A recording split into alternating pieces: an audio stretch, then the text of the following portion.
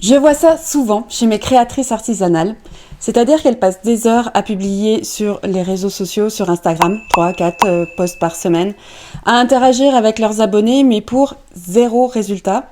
Et pendant ce temps, alors leur boutique en ligne reste un petit peu dans l'ombre, un petit peu oubliée, comme si finalement Instagram était le saint graal pour vendre leurs créations. Pourtant, si tu ne veux pas t'épuiser sur les réseaux sociaux et surtout tenir sur le long terme, il existe des tactiques simples et rapides que tu peux mettre en place sur ta boutique et qui vont vraiment faire la différence. Dans cette vidéo, je vais te détailler 3 tactiques que mes clientes du coaching Le Shaker mettent en place et qui fonctionnent. J'insiste, ce ne sont pas des hacks, mais des actions qui marchent dans ma boutique et celle de mes clientes.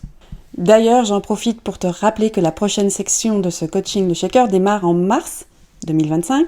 Alors, si toi aussi tu veux booster les ventes dans ta boutique avec un coaching de groupe de 12 semaines où on passe à l'action chaque semaine, je te mets les infos sous cette vidéo. Et puis, reste bien jusqu'à la fin de cette vidéo parce que tu vas découvrir un petit bonus.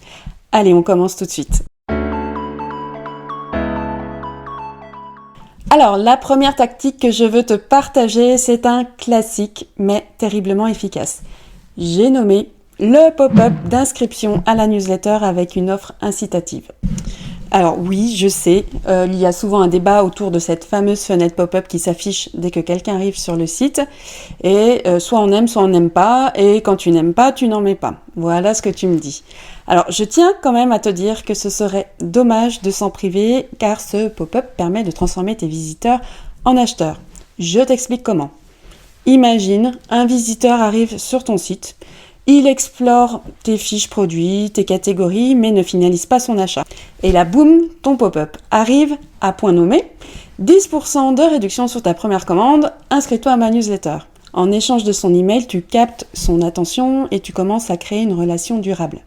Et crois-moi, ça marche.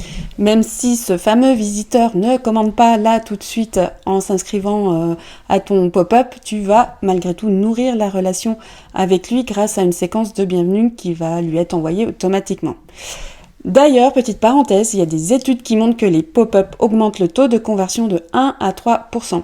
C'est quand même déjà pas mal, mais avec la bonne offre, je suis sûre que tu peux dépasser ces chiffres. Et puis, si tu ne souhaites pas qu'il saute à la gorge de ton visiteur dès qu'il arrive sur ton site, tu as quand même la main dessus pour pouvoir le paramétrer et le rendre tout à fait séduisant.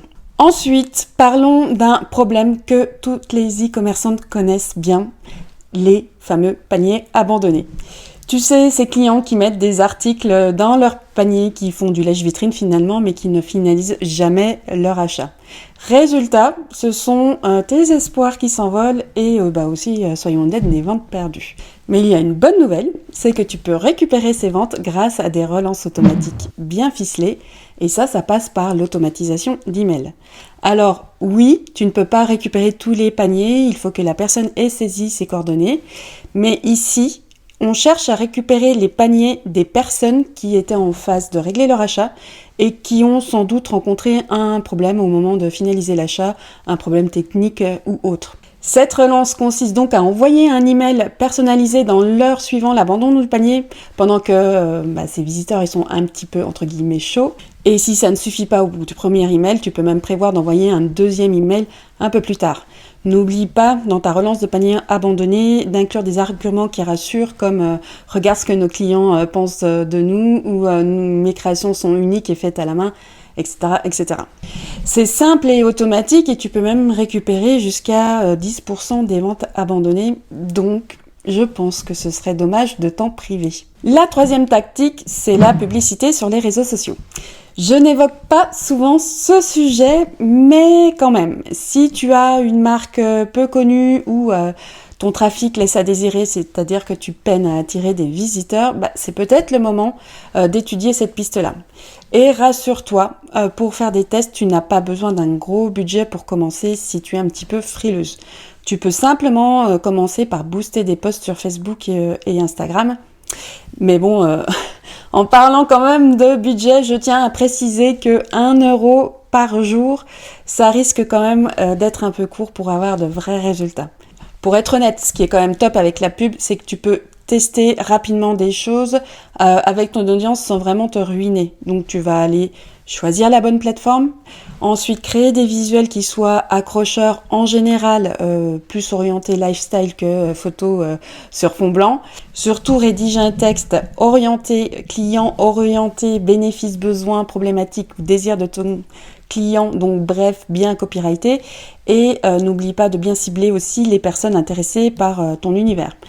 Tu verras, ça peut vraiment transformer la visibilité de ta boutique et même te rapporter des ventes, comme ici. Je te mets un petit exemple avec un retour sur un simple boost de post. Mais attention, si tu n'as jamais vendu ou si ton site ne tient pas la route, la pub, c'est pas du tout une recette miracle.